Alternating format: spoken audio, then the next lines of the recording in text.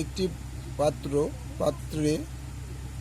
পাত্রের শরবতে 5:2 অনুপাতে সিরাপ ও জল মিশানো আছে। ওই শরবতে কতটুকু অংশ তুলে নিয়ে তার পরিবর্তে সমপরিমাণ জল ঢাললে সিরাপ ও জলের পরিমাণ সমান সমান হবে। হিসাব করে দেখি। শরবতে সিরাপ ও জলের অনুপাত 5:2, মোট অনুপাত 5 + 2 = 7। সুতরাং সিরাপের অংশ হচ্ছে 7/5 এবং জল হচ্ছে 7/2। আবার ওই শরবতে x অংশ তুলে নিয়ে তার পরিবর্তে x পরিমাণ জল ঢালা হলো।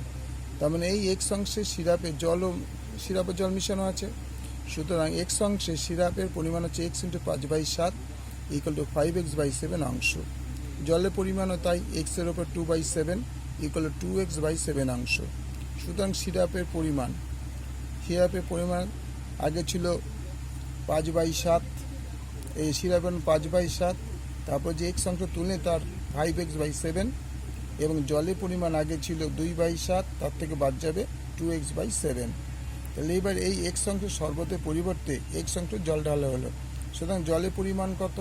আগে জল ছিল 2/7 দিলাম, তারপর এই অংশতে জলটা তুলে নেওয়া হয়েছে দিলাম, তারপর আমি x অংশ জল দিলাম, তার মানে যোগ হয়ে গেল।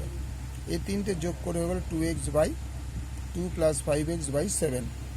এবার শর্তানুসারে কি বলেছে যে সমান সমান হবে সিরাপ ও জলের পরিমাণ। তাহলে সিরাপের পরিমাণ বা জলের পরিমাণ 1/1।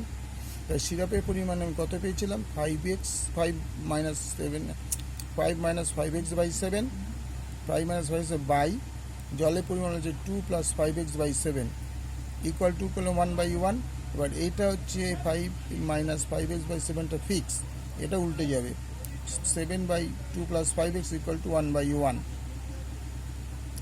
তাহলে এবার এইটা কেটে গেলে তাহলে পড়ে থাকলো 5 - 5x = 2 + 5x, কারণ 1 দিয়ে যদি এটা গুণ করা 5 - 5x হয় = 1 দিয়ে যদি এটা গুণ করা হয় 2 + 5x।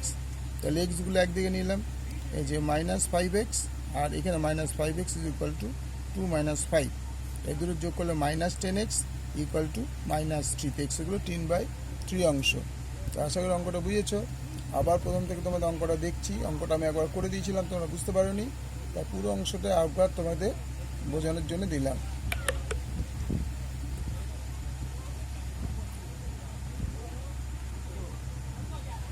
তাহলে তোমরা লাইক করো, শেয়ার করো, ঠিক আছে? ওকে।